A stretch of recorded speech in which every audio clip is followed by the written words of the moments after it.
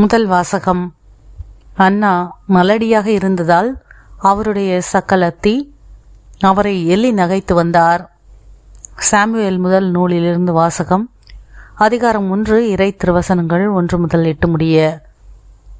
எப்ராயின் மலை நாட்டை சார்ந்த ராமாத்தையும் சோப்பிமில் எல்கானா என்ற ஒருவர் இருந்தார்.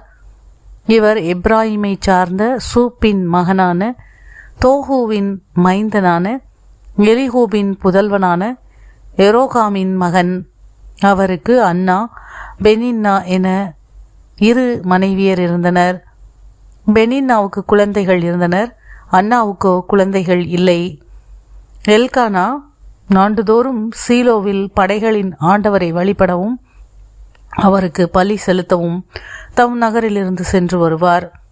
அங்கே ஆண்டவரின் குருவான ஏலியின் 2 புதல்வர்கள் ஒப்னியும் பினகாசும் இருந்தனர். எல்கானா தாம் பலி செலுத்திய நாளில் தம் மனைவி பெனின்னாவுக்கும் அவளுடைய புதல்வர் புதவியர் அனைவருக்கும் பங்கு கொடுப்பதுண்டு. அன்னாவின் மீது அவர் அன்பு கொண்டிருந்தும் அவருக்கு ஒரே பங்கைத்தான் அளித்தார். ஏனெனில் ஆண்டவர் அவரை மலடியாக்கி இருந்தார். ஆண்டவர் அவரை மலடியாக்கி இருந்ததால் அவருடைய சக்களத்தி அவரை துன்புறுத்தி வதைத்தாள். இவ்வாறு ஆண்டுதோறும் நடந்தது. அவர் ஆண்டவரின் இல்லம் வந்த போதெல்லாம் அவள் அவரை துன்புறுத்துவாள். அன்னா உண்ணாமல் அழுவார். அப்போது அவர் கணவர் எல்கானா அவரை நோக்கி, அன்னா, நீ ஏன் அழுகிறாய்? நீ ஏன் உண்ணவில்லை? நீ ஏன் மனவருத்தம் அடைகிறாய்? நான் உனக்கு 10 புதல்வரை விட மேலானவனன்றோ என்பார். ஆண்டவரின் அருள்வாக்கு. இறைவனுக்கு நன்றி. பதிலுரை பாடல். திருப்பாடல் 116. பல்லவி. ஆண்டவரே, நான் உமக்கு நன்றி பலி செலுத்துவேன். ஆண்டவரே, நான் உமக்கு நன்றி பலி செலுத்துவேன். ஆண்டவர் எனக்கு செய்த எல்லா நன்மைகளுக்காகவும் நான் அவருக்கு என்ன கைமாறு செய்வேன். மீட்பின் கிண்ணத்தை கையில் எடுத்து ஆண்டவரது பெயரை தொழுவேன். ஆண்டவரே, நான் உமக்கு நன்றி பலி செலுத்துவேன். இதோ ஆண்டவருடைய மக்கள் அனைவரின் முன்னிலையில் அவருக்கு என் பொருத்தனைகளை நிறைவேற்றுவேன்.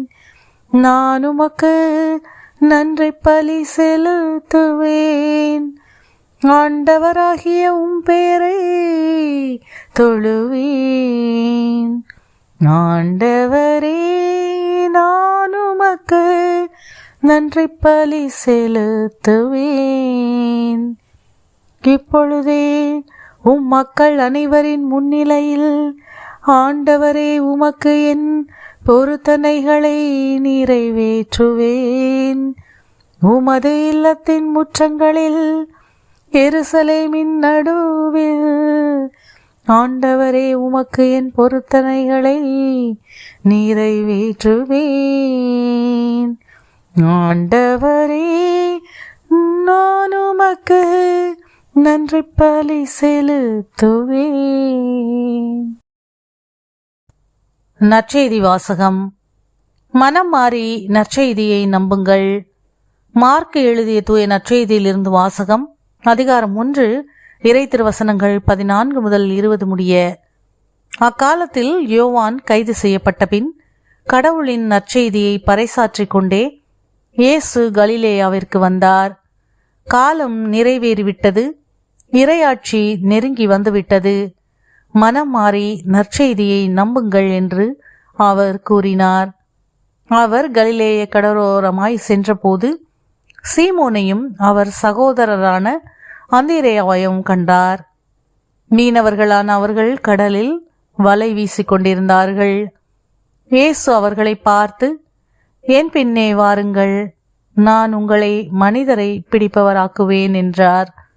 உடனே அவர்கள் வலைகளை விட்டுவிட்டு அவரை பின்பற்றினார்கள்.